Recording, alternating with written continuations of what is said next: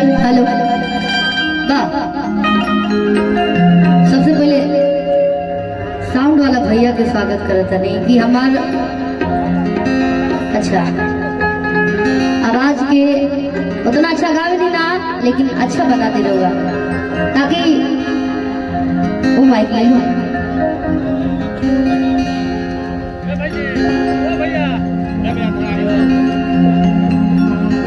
Hello hello hello hello उतना अच्छा गावे नहीं ना, लेकिन जितना भी लोग जाइल बा सब लोग ये कहे कि हाँ शिल्पी राजा अच्छा गाए, शिल्पिया अच्छा गैले गैलसी आइल हलसिया तो ये भोजपुरी के प्यार है। एजा जी लोग कह के सम्मान दिला, लेकिन अपना आदमी के रे कहेगा। भोजपुरी की है प्यार है, परिवार का प्यार है।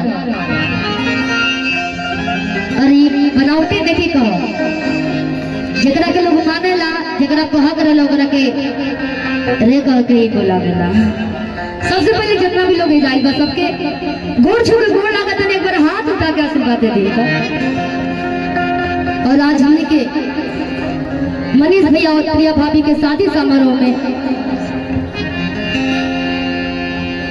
समर्पित बानी जा पूरा म्यूजिशियन टीम, बहुत ही सुंदर सुंदर जावेद भैया की टीम बा और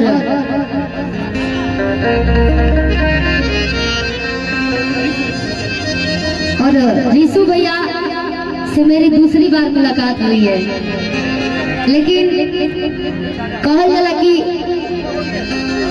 मने जगरा के आदमी चाहेला ओकरा के दिल से चाहेला, वो कहीं भी रहो ओकरा से जब मिली तो महसूस हो जाए।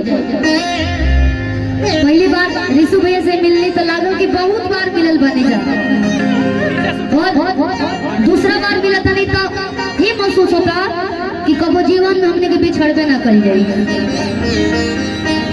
और हमारे बड़े भैया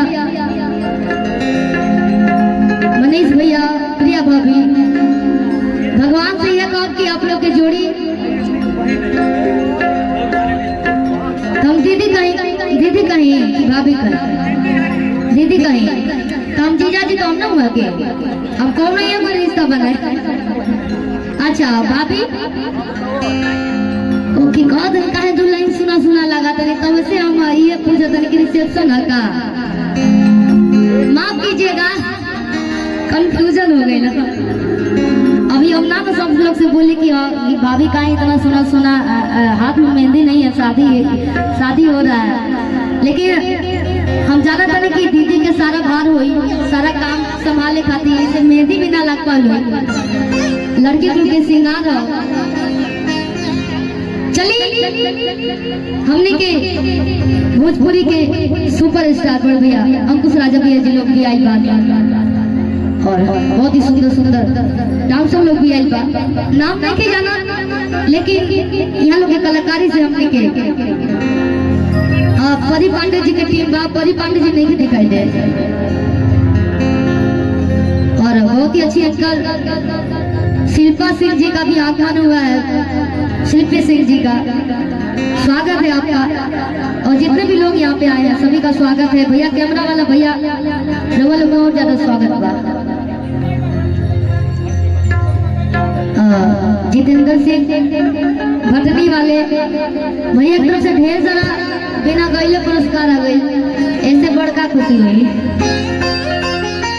कलाकार कितना पैसा में प्रोग्राम करे आवे चाहे फ्री में आवे, जले ही सब ना मिले दक्षिणा ना तले मजा ना आवेला। अब का पंडित जी लोग बैठल बानी, बनारस से आयल बनी, सबके कैलाकी बा और आशीर्वाद ही लोग। चलिए बहुत ही प्यारा माहौल बा, कैसे बड़ा कला ना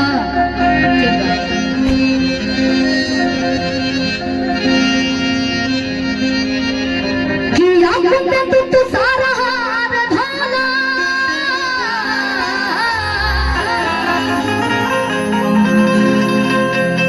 और आप लोग साइड हो जाइए, पीछे चले जाइए या आगे खड़े हो जाइए। आप लोग चले जाइए। हम कहेंगे कि जितना भी भैया लोग बनी पीछे खड़ा हो जाए ना तो आगे चल जाइए। बहुत आप लोग रक्षा करें, बहुत अच्छा से नहीं बनी, एक खातिर बहुत बहुत धन्यवाद।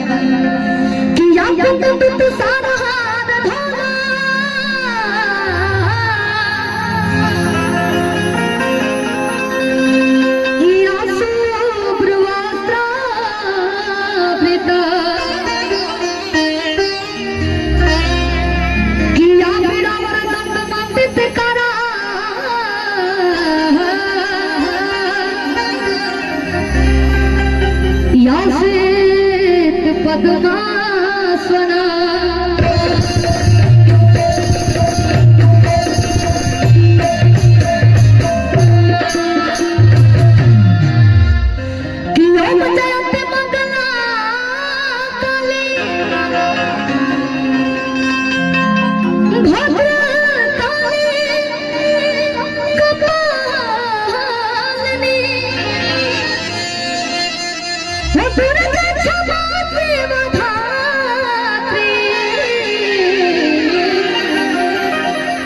सहस्रधा नमस्तुते।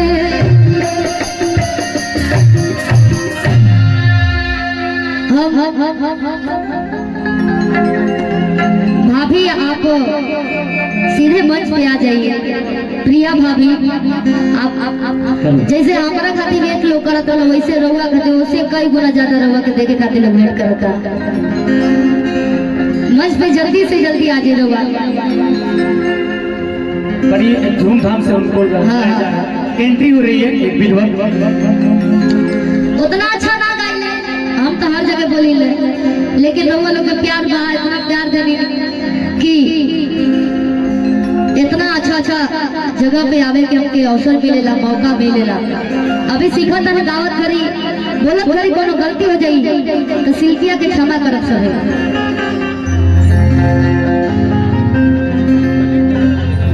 एगो ना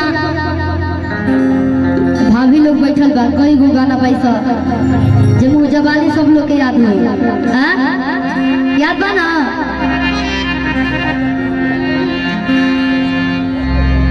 एगो गाना गले रही